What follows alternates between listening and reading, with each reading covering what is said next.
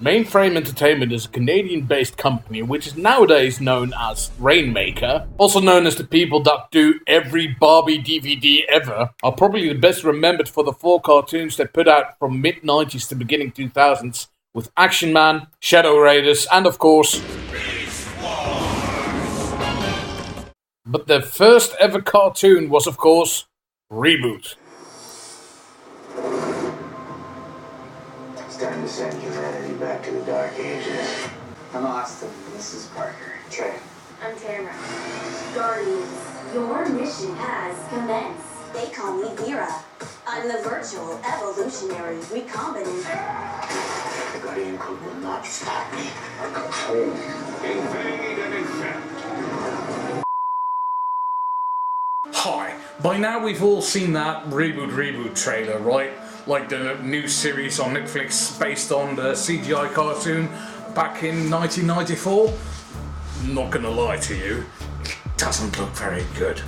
Now, seeing as time moves in a linear fashion, you know, from one point to the other, always going forward, at least in the way that we can perceive, as you can see on this handy dandy chart, I'm not really that bothered by the fact that there's a kids show out there that's not catered towards me. I mean, fairly recently I discovered that Niels Holgersson has got a CGI cartoon made by Studio 100 in Belgium, and that is one awful piece of trite.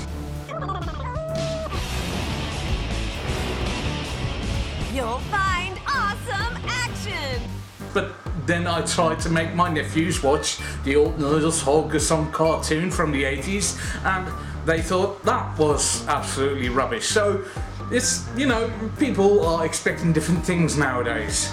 So the new Reboot series that Netflix has put out, which was originally pitched and conceived by CW,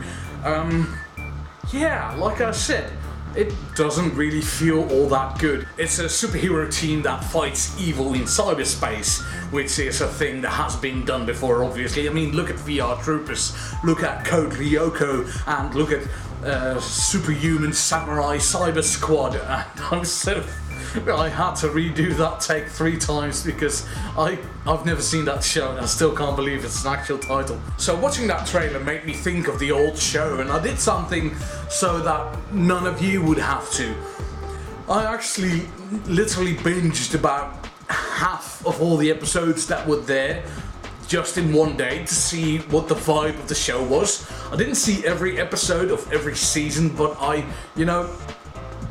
picked some at random, and if I got a 2-part I would have to watch both parts, and I got a little feel of the show. And brother, I have some bad news for you. It's a very silly show. It starts off a lot more silly than it eventually becomes, but believe me, the first season alone is just, cartoon stock sound effects and wacky zany hijinks, and there are stakes. They do set up the stakes, but it's not as dramatic as the latter seasons would have. It's not even anywhere close to Beast Wars and Action Man and Shadow Raiders, some of the other television shows that Mainframe Entertainment has brought us during that era of TV. Reboot is actually in beginning a lot more nefarious plan of the week, like what is the villain planning this time, and fair enough, the villains Hexadecimal and Megabyte are fantastic, especially Megabyte because everybody remembers Tony J's badass baritone because he's like speaking on a lower timbre than most people are. Tony J, as most of you might remember as Lex Luthor's butler in Lois and Clark, or that actor that played the mummy in Erie, Indiana, or something called Disney's The Hunchback of Notre Dame, where he played some guy called Judge Frollo. But starting with the second season, towards the end, it kicks its seriousness into overdrive. Megabyte starts taking over Mainframe, the place where everything takes place, and then Bob gets lost in cyberspace in the World Wide Web, and then Enzo gets deleted from Mainframe, and we get a new character where suddenly like, no wait, it's not a new character, it's actually Enzo, and he's been grown up to be all mature like. And that is what people remember. That and the villains. And They don't remember all the silly cartoon sound effects, and it's fine. Nostalgia blinds you, and it's perfectly fine. You don't have to go back and watch all of this again in order to see what the show really is. And I'm not imploring you that you have to, and I'm not saying that it was a bad show. It's just probably not as good as you'd like to remember. So that made me think of the current show, the new show that's upcoming on Netflix. Am I the target? No, I'm not the target. And if you're watching this, I'm probably gonna bet that you're not the target audience either. Because, yeah, it doesn't have that vibe. It seems to be playing on a low Power Rangers level. So the new reboot is not for you. And it's not for me. But then the question is, who's it really for? I read an interview recently doing some research on this, I've actually done research on the subject. It was about last year when they were still in the development phase and they still were attached to CW.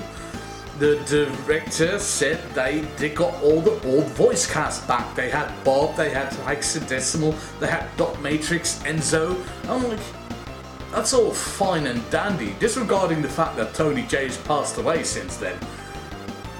Who are you doing that for? Because they seem like they've set it up that it's a continuation of what came before. They even imply that these kids that are the new Guardians are the first humans that's ever done the defense for cyberspace, whatever that may be. And Megabyte gets resurrected. He's a computer programmer, it works. Don't pay attention to that, that's all important. Now surely that's going to be a hinder. I have a fair amount of trust in writers thinking that they're not going to bog it down with continuity for the sake of the new show, because it doesn't matter. So why would you go through all the extra effort to get the old cast back if you are developing a show which is not intended for the people that used to watch the old show?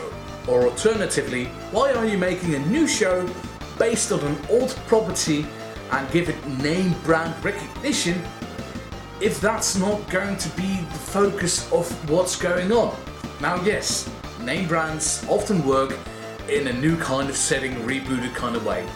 Wordplay not intended. Look at several Hasbro properties. Transformers has basically invented this, that every 5 years you would have a new main Transformers cartoon and a new line of toys for you to buy. There's a reason why nowadays Brony has been added to the dictionary. It's because an old property had been reinvigorated as a new one, and grown-ass men like myself while watching the show, not me. I didn't watch My Little Pony, honest. So now we have the series Reboot: The Guardian Code, which is a soft reboot of the show, kind of like Doctor Who was back in 2005. But Doctor Who always aimed for one kind of target audience. It was always meant to be the family show. If adults watched it, that was fine, but the core demographic was always to get parents and their kids to watch it together. Reboot: The Guardian Code doesn't give me that same vibe. It doesn't give me the idea that parents will turn on Netflix and sit through an episode of it together. So why is the old guard there? I feel as if this is going to be a flawed attempt. I'll probably give it a couple of episodes a watch just to see what it's like, but I'll probably not going to watch all of it because it definitely doesn't seem up my alley.